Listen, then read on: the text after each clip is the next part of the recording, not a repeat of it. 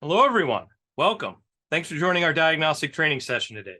Now, this is a pre-recorded session as I am traveling this week. But if you do have any questions throughout, if you're watching on Zoom, just reply to the confirmation email that you got. That'll go right to my email inbox, and then I can answer your questions there. If you're watching on YouTube, just leave a comment underneath the video, and I'll get to those as time allows. And then if you're watching on Facebook, same thing. Leave a comment underneath, and I'll get to those as time allows as well.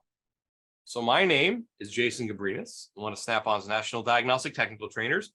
Been in the training department the last 10 years or so, traveling around North America, helping techs and shop owners get the most out of their diagnostic equipment. Before I did that, it was a couple of years as a diagnostic sales rep with Snap-on. So I had about 30 different franchisees I worked with, as well as the shops that they serviced in order to help everyone get the most out of their diagnostic. Then before that, it was 8 years at Subaru. So I worked in a dealership, and over time, I guess, just became the default diag guy in the shops. I always ended up with the drivability problems, the intermittent problems, the weird wiring problems that would show up on those cars. And that's really where I cut my diagnostic teeth, was trying to figure out all those weird head scratcher cars that would come into my bed. And before that, a bunch of other miscellaneous wrenching jobs. Been a little over 25 years underhood experience. So our topic today is the power of OBD-II information, part 2. So this is part 2 of our 2-part series on OBD-II. So to recap, last time what we talked about was the first half of the screen, the upper part of the screen. So we talked about a little bit of the history of OBD-II and where we came from and where we are today. Then we got another readiness monitors, engine light status, troubleshooter. There's actually inside the Snap-on tools in OBD-II, there actually is a troubleshooter with code tips and such. We talked about data display. Mode 1 is display current data. Mode 2 is freeze frame data. So that is a snapshot of what happened at the time the code set. Mode 3 is displaying your trouble code. So whatever emissions related codes you have in there. And mode 4 is clearing that emissions related data. So codes and readiness monitors and freeze frames and all of that. So now let's get into mode 5 through 10. So mode 5 and 6 and 7 are going to be test parameters, test results, things of that nature. Now, not every vehicle you're going to see is going to really look like this. It's going to depend on what the module on the vehicle supports. So I've noticed on a lot of newer vehicles, they don't even have a mode 5. They just roll mode 5 into mode 6. And some older vehicles won't have mode 10 down here. Some other vehicles may have additional mode 9 listed.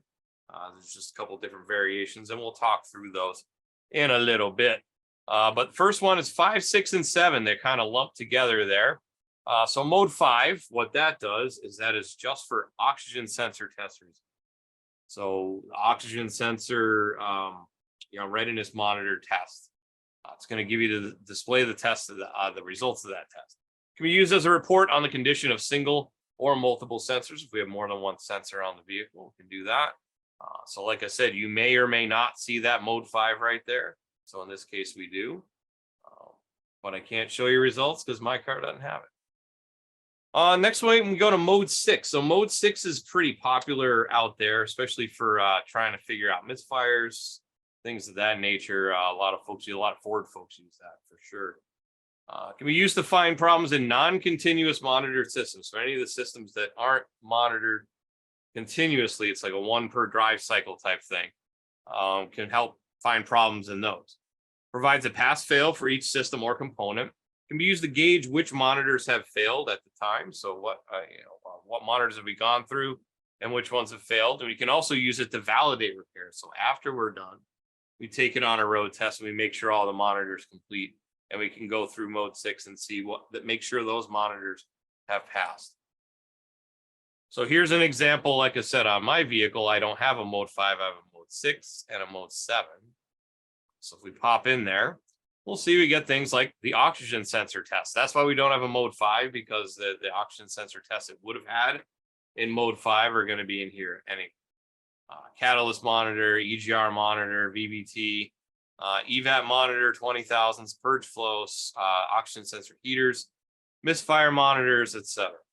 So if we go into the oxygen sensor data, it would be like what we would see in mode 5, but it's just in mode 6 now.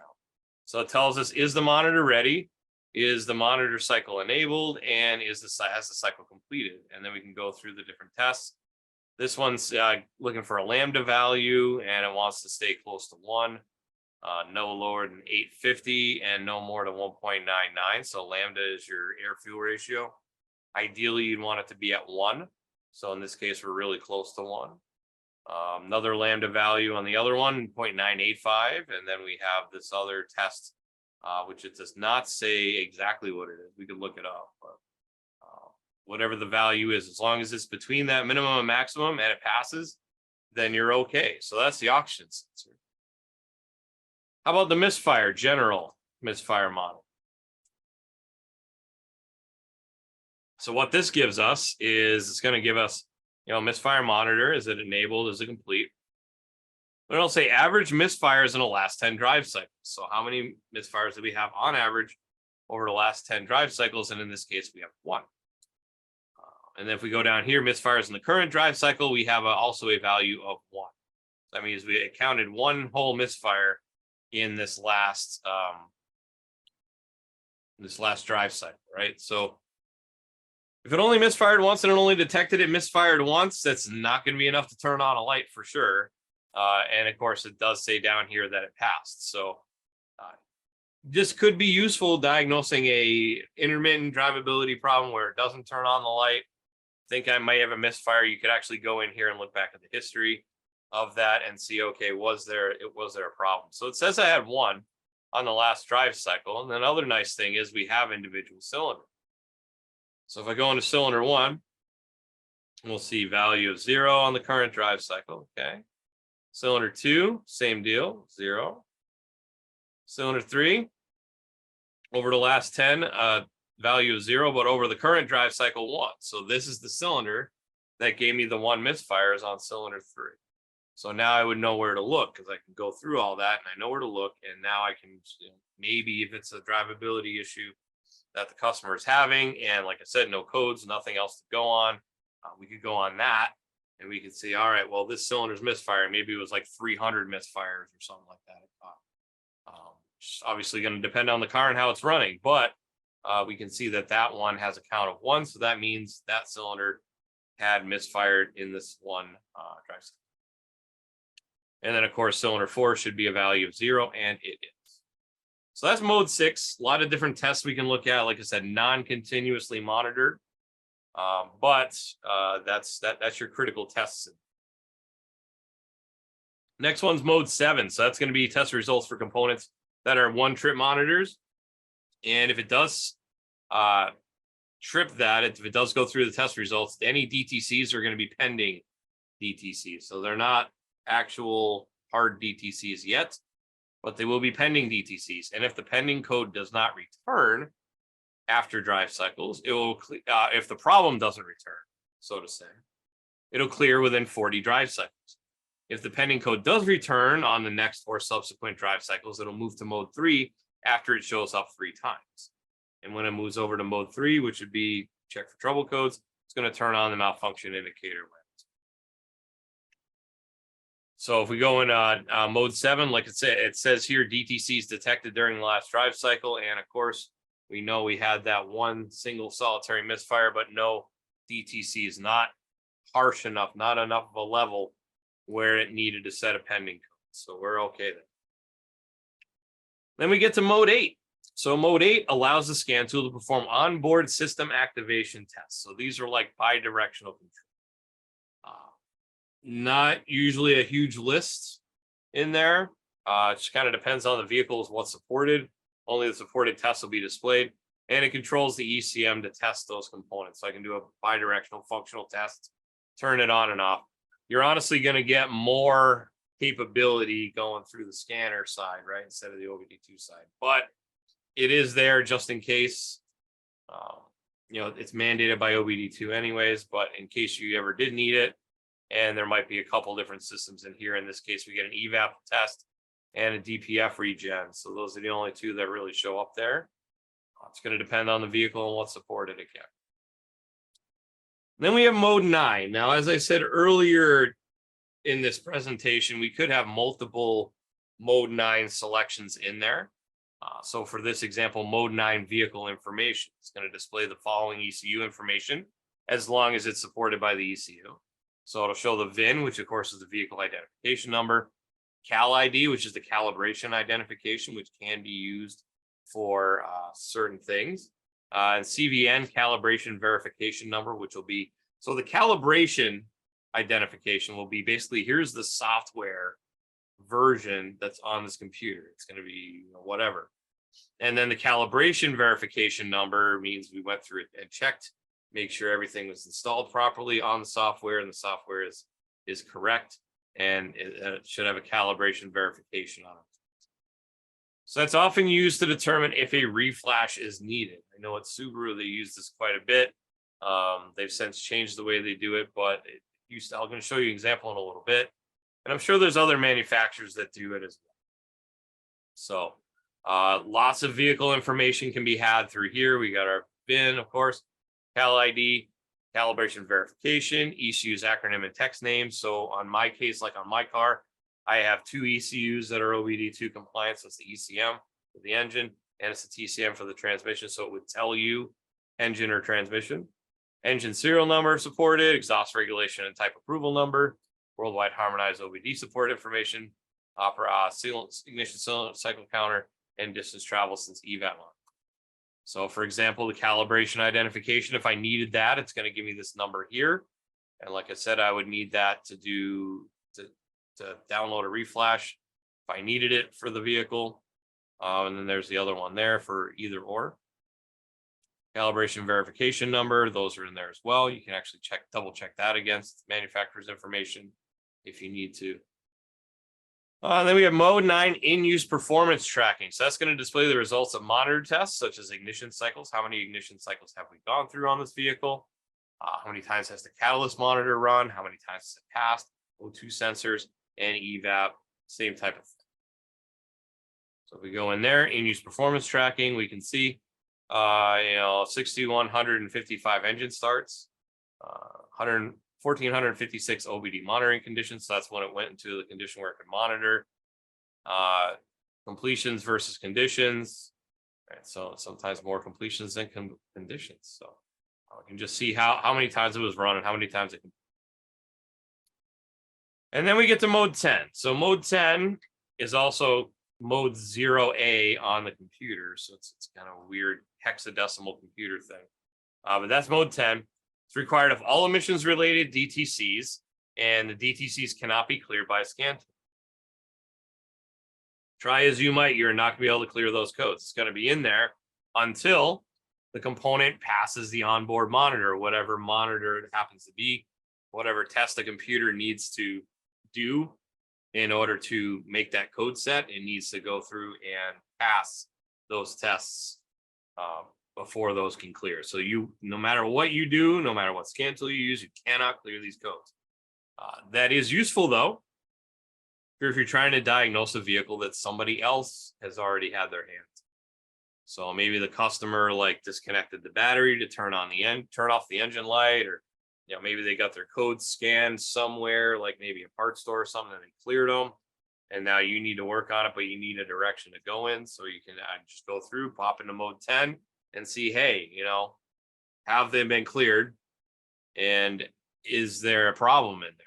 So for example, the one example in the last class somebody gave me was, the auction vehicles or something of that nature.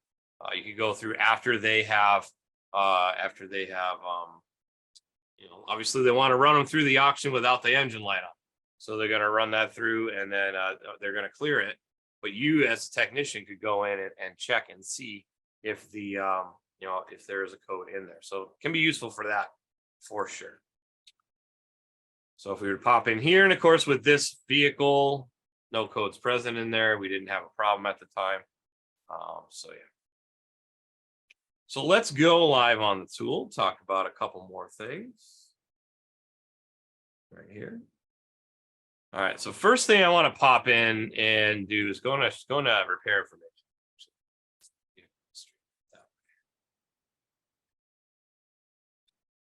I'll show you the example of that calibration ID. So for example, 2004 Subaru Outback with a 4-cylinder, leather interior, sedan, wagon, doesn't matter. This vehicle, okay. Number one code on this is P0420, which is CAT code. Very common on these, as evidenced by the repair orders. But we would do a ton of these. We do, and they figured out that they could do a reflash to remedy this problem. So it's not actually under technical bulletins, under a campaign. So there's an OEM campaign that they did on this, and it says Subaru of America has determined that vehicles affected by the service program require ECM programming. Under certain unique driving patterns, such as a slight on-off throttle application repeated in a short period of time after a high load like uphill driving, the temperature in a vehicle's catalytic converter can rise beyond its designated design limits. If left uncorrected, this condition may eventually damage the catalytic converters. Note, this does not require the replacement of catalytic converters unless diagnostic trouble code P0420 is found during the reprogramming process outlined in this bulletin. Catalytic converter damage has occurred and resulted in a condition the check engine light will illuminate and to alert the driver of a malfunction.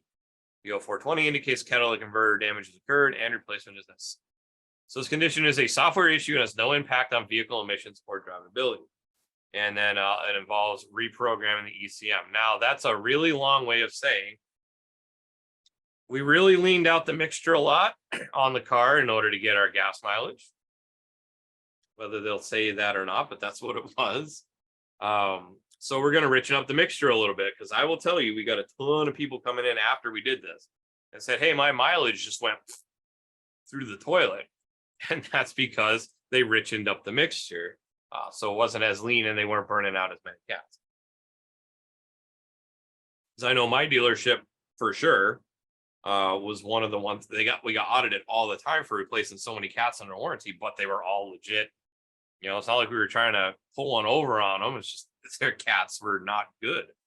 And they gave us tests to do and they failed all the tests. So yeah, they needed cats. So anyways, how this brings me to calibration IDs and things like that.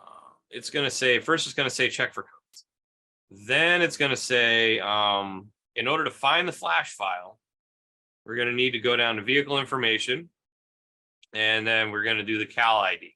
So we want to have the first 8 digits of the calibration identification. And then you will need it down here when you go to flash the computer. So you'd actually plug in the cal ID here and then hit search. It would pull the vehicle up. It would pull down the right reflash file, and then you'd be able to flash it. So that was just one reason we use that. They went from that to, they actually went to part number, computer part numbers now. But you can still check the cal IDs. Sometimes there was different TSPs you would need to use to check it as to whether or not, you know, it was applicable to that vehicle or something like that. So that's how you would know when it's on the latest software version. All right. So that's that. Let's pop into our OBD Direct. So in order to get here, by the way, refresher, or if you haven't watched the previous video, on the Snap-on tool anyways, we have Scanner and we have OBD Direct. So Scanner is going to be your OEM side. It's going to access all the different modules on the vehicle. But if you want to go into the generic OBD-II side, you need to go to OBD Direct. And then we'll do diagnose. And I'm scanning a real vehicle. And then we'll go to start communication. It's going to detect my little scanner simulator down here. All right. And you see we got one ECU, and then there's the VIN. Continue. And then you'll see it looks a little bit different. So this one does not have mode 5, and it does have mode 10, and it has 3 mode 9s in there. So it's just going to depend on, like I said, the manufacturer, what they say. So if we go into test mode 6 and 7, we go to mode 6 for onboard monitored, and let's see what supported tests we have.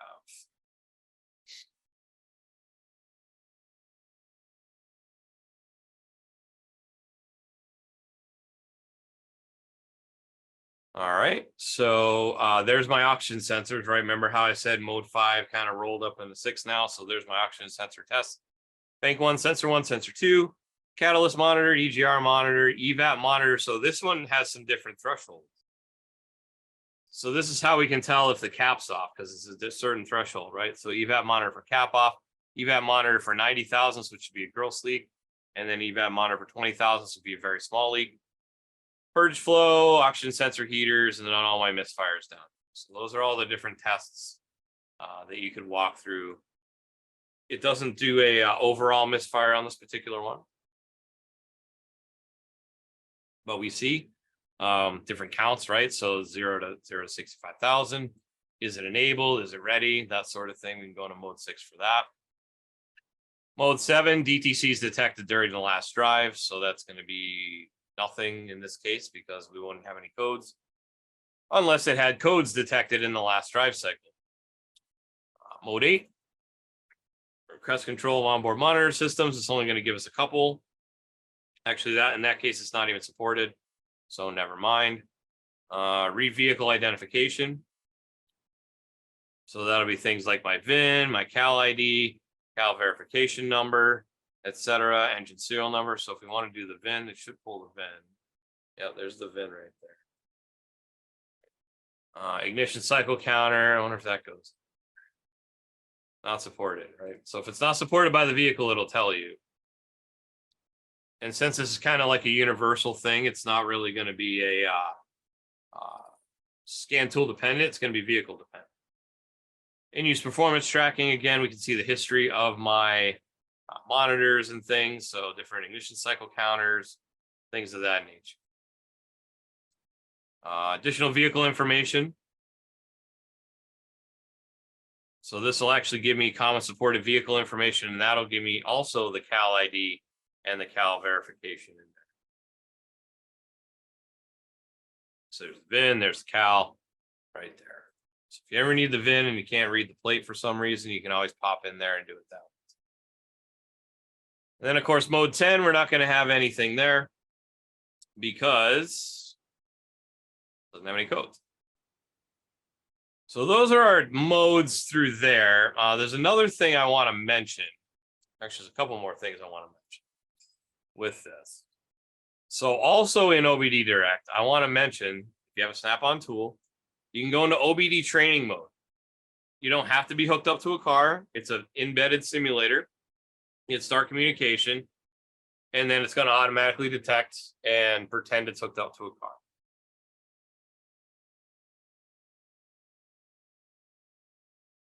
All right, so we see, here's the protocol we're using. Here's the ECU. Here's the VIN. We'll hit continue, and then there's my training mode. So it doesn't give you all the modes, so we're missing like mode 10. We have mode 5 in this one, and 2 mode 9s instead of 3. But it gives you a basic gist of that, and then we can go through troubleshooter as well. Go to engine, and then we see we can get code tips, parameter descriptions, guidelines, etc. So there's a lot of stuff that I can look at in here. So let's see, that is OBD check there. I think we can also do a health check as well. So an OBD health check is going to be a quick code check, clear codes, readiness monitors, etc. So that's available in there. Just kind of does a really quick rundown of the codes. Now there is another way we can go in and get this information as well. So let me pull up the little Chrysler here. Scan a real vehicle. Well, hello everyone on Facebook. I didn't realize we got 56 people watching on Facebook. That's way more than I've ever had. Thanks for all the shares. Thanks for all the shares and the likes. Let's see. So there's my vehicle here, 2010 Town and Country. It's going to look for fitted systems.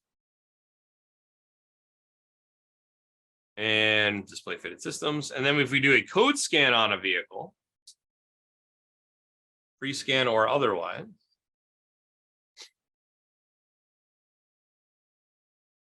and notice I don't have any codes in my engine. That's the OEM side of the engine.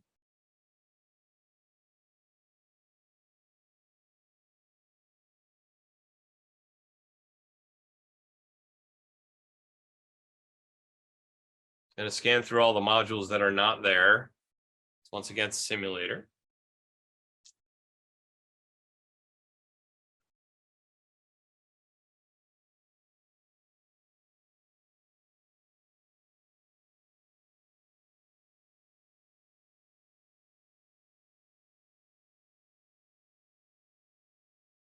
A little bit longer. I think it's got 18 it's got to go through.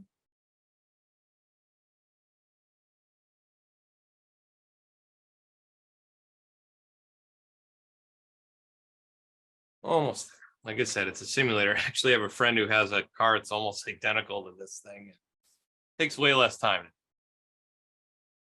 Even though it's not all that long. Still. There we go. System report's been saved. If I scroll through,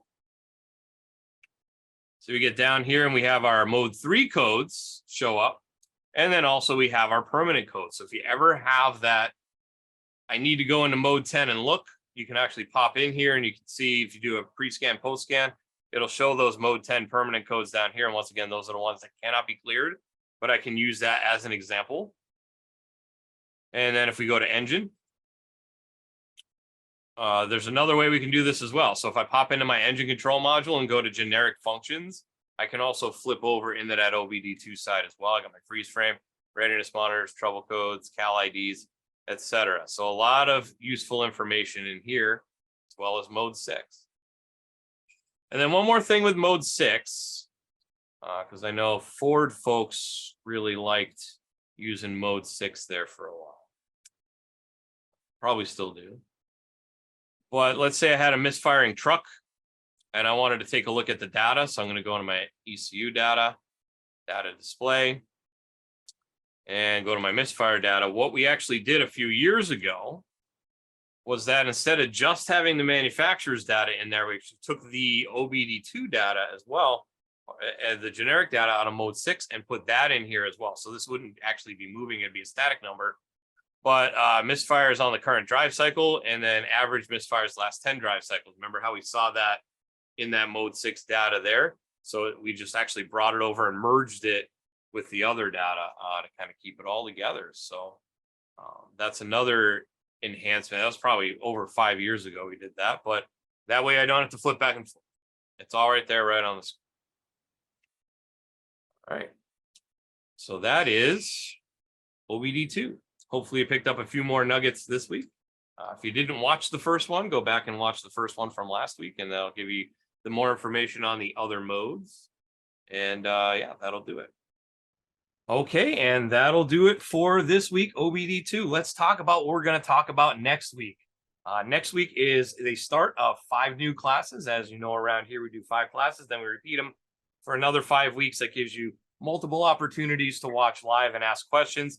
Next week, we start with a new round of topics, and it is Reveal the Unseen Thermal Imaging. We'll talk all about what you need to know about thermal imaging, how it can help you in electrical diagnostics, HVAC diagnostics, drivetrain diagnostics even. So a lot of information available. Same time and same place as always, 6 and 9 Eastern.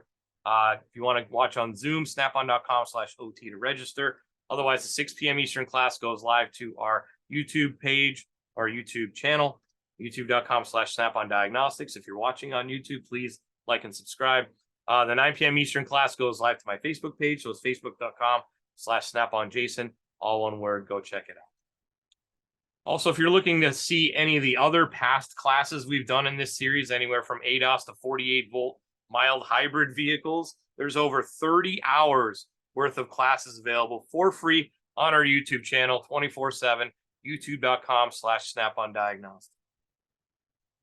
Q&A, as I said, this is a pre-recorded session. I am on the road this week, so if you do have any questions, if you're watching on Zoom, just reply to your confirmation email. If you're watching on YouTube, just leave a comment under the video, and I'll get to those. And then on Facebook, just leave a comment under the video, and I'll get to those as well. Also, don't forget my buddy Keith, who also does free training 2 nights a week. So on Wednesday, it's on Zeus Plus, and on Thursday, it's on Apollo and Triton, 7:30 Eastern, 6:30 Central. Very thorough class, about an hour and a half, hour and 45 minutes or so. He goes through everything from setup functions. Let's set up your Wi-Fi. Let's make sure you're grounded on Snap-on Cloud. Let's make sure we talk about security link. And then he goes through code to completion, scan functions using Fast Track Intelligent Diagnostics. Then he takes about a 5-minute break. And then after that, he goes through all the scope and meter and guided component test functions of the respective tools as well. So that is Zoom only. So go register there, snapon.com/OT. And with that, thank you very much for spending a little bit of time with me. Hopefully you got a little bit more information on the power that is OBD2 information. Hopefully we'll see you next week for revealing the unseen thermal imaging. With that, enjoy the rest of your week. Enjoy your weekend. Have a nice night and take care.